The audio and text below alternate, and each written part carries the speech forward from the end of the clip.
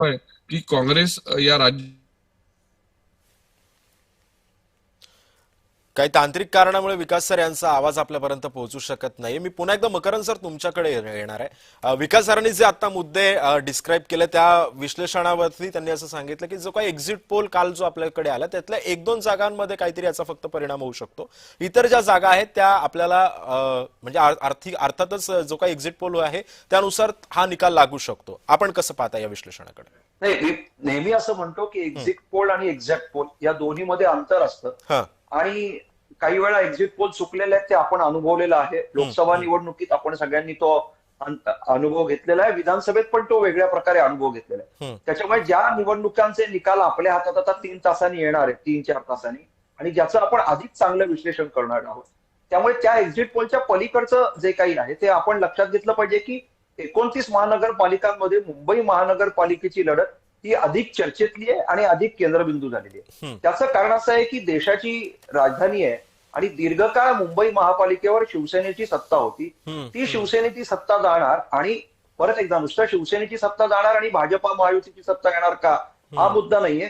तर एक राष्ट्रीय पक्ष म्हणजे काँग्रेसची कधी काळी मुंबई महापालिकेत सत्ता होती, आता परत एक राष्ट्रीय पक्षाच्या हातात देशाची आर्थिक राजधानी जाणार का, हा चर्चेचा खरं म्हणजे अधिक मुद्दा किंवा संदर्भाचा मुद्दा असू शकतो. त्यातलं कारण असं आहे की आगामी विधानसभा निवडणुका ज्या आहेत पश्चिम बंगाल आणि उत्तर प्रदेश, मुंबई महापालिकेत जर भारतीय जनता पार्टीनी 90-95 पेक्षा अधिक जागा मिळवून आपला महापौर बसवला तर त्याचा एक संदेश जो आहे तो राष्ट्रीय पातळीवर जाईल. देशाच्या आर्थिक राजधानीत एका राष्ट्रीय पक्षाची सत्ता, ज्या पक्षाचं सरकार केंद्रातही आहे आणि राज्यात आहे, त्यामुळे त्याचे भारतीय जनता पार्टीला त्याचे राजकीय फायदे किती होतील हा स्वतंत्र मुद्दा आहे.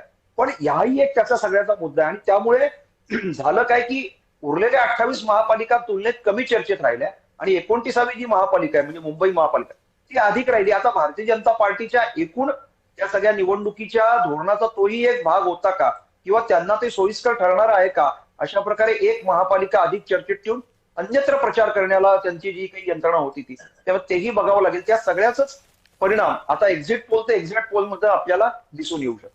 नक्कीच. विकास सर, आपला जर माझा आवाज जर आपल्यापर्यंत पोहोचत असेल तर माझा पुढचा प्रश्न तुम्हाला असा होता की सध्या भाजप आणि शिंदेच्या शिवसेनेसाठी ही निवडणूक अतिशय प्रतिष्ठेची मानली जाते. कारण या महानगरपालिकेचा जर एकंदरीत अभ्यास करायचा झाला तर सर्वात आर्थिक उलथापालथ या महानगरपालिकेमध्ये होते, कारण आर्थिक राजधानी ही देशाची आहे. यासाठी कारण ठाकरेंची सत्ता या महानगरपालिकेमध्ये अबाधित राहिलेली होती. गेल्या काही दिवसांमध्ये म्हणजे याच्या आधी सुद्धा काँग्रेसची सुद्धा सत्ता राहिली असेल आणि आता ही सत्ता उलथवून लावण्याचा आणि ठाकरेंचा पराभव करण्याचा हा एक प्रकारे चंग महायुतीच्या नेत्यांनी बांधलेला होता. कितपत यश मिळू शकतं याला? नाही, मला असं वाटतं की म्हणजे तुम्ही मुंबई महापालिकेविषयी? हो, मी मुंबई महानगरपालिकेविषयी बोलतोय. नाही, मुंबई महापालिकेमध्ये बघा की 2 ठाकरे जे एकत्र आले, मी मगाशी जॉईन झालो तेव्हा मकरंजी म्हणत होते, या